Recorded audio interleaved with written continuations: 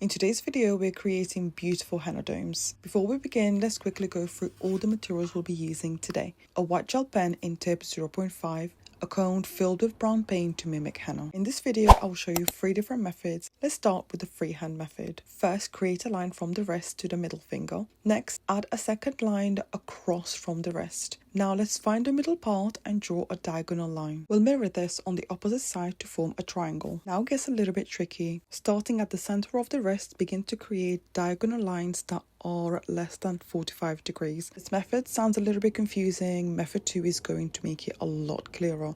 At this point, I have halved the 45 degrees and then mirrored it on the opposite side to make sure that it's as evenly as possible. To make the peak of the dome smaller, I am halving the first triangles.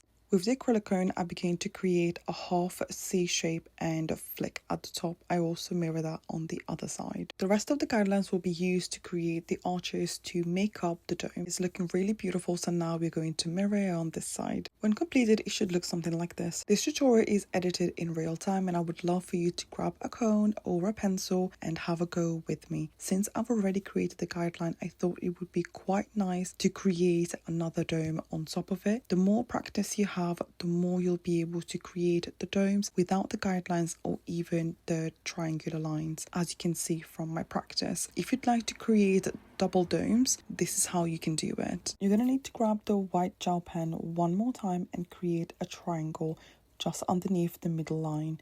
We are needing to do that so that it is following the same guide. You can also make sure that the line is parallel to the one you initially created. And we now begin to create the dome.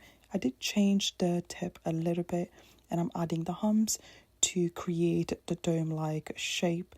And as you can see, once you mirror both sides, it actually creates such a beautiful element. It becomes so much easier with a lot of practice. I believe we're ready for method number 2. For this one, you're going to need some tools. First tool is a protractor. You can also use a ruler if you prefer. Prefer a protractor as the spaces are more even, as we'll be using the angles provided. So the first step is to create the line from the wrist to the middle finger.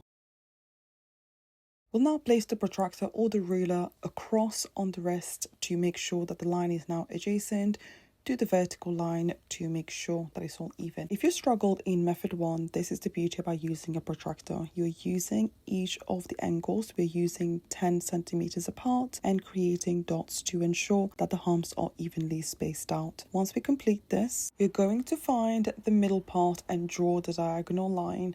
Now I'm trying to figure out the angle that I would like, as each angles create different variations of domes that you'd like, and we will have a separate video on all the different types and how it affects the hand. Creating the lines from the center to each of the dots that we previously created to ensure we are able to create the arches with ease. Now we're going to use our henna cone and begin to create the dome. As you can see, I'm still beginning to create the C shape and then finishing off with a flick and adding the arches from each of the starting point and the end point of the lines. I believe that this method is perfect to practice on clients or family and friends to get as much practice to be able to create the dome shape freehand eventually. I'm now doubling up to be able to see what it would look like, and also does this method work if you are creating double domes, and it works beautifully. This is the final design. We're now moving on to method number 3, which I believe is the most beginner friendly method. We're creating the line from the wrist to the middle, followed by the second line across the wrist and finding the middle and drawing the 2 diagonal lines to create a triangle. If you make any mistakes, you can easily wipe it off by using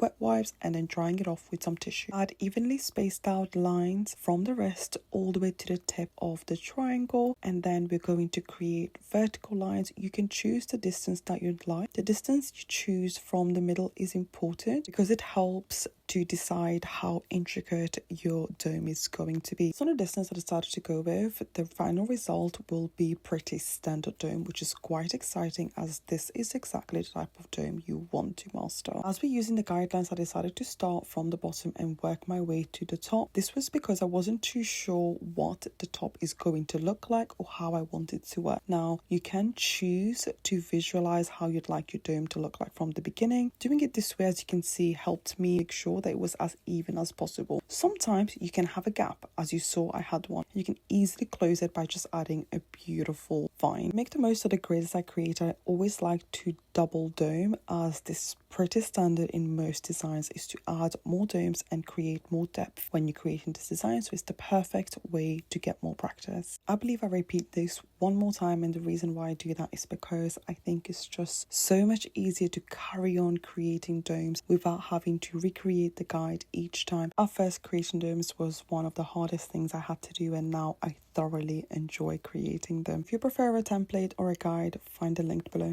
If you made it to the end, thank you so much for spending all this time with me. It truly means the world. The next upcoming video is going to be all about the acrylic cone that I used in this tutorial. If you'd like to carry on exploring more of my designs and seeing more of the work that I have created, don't forget to check out this video. YouTube believes you'll also enjoy this playlist, so have a wonder and enjoy. I loved having you here, and I hope to see you again. Thank you so much.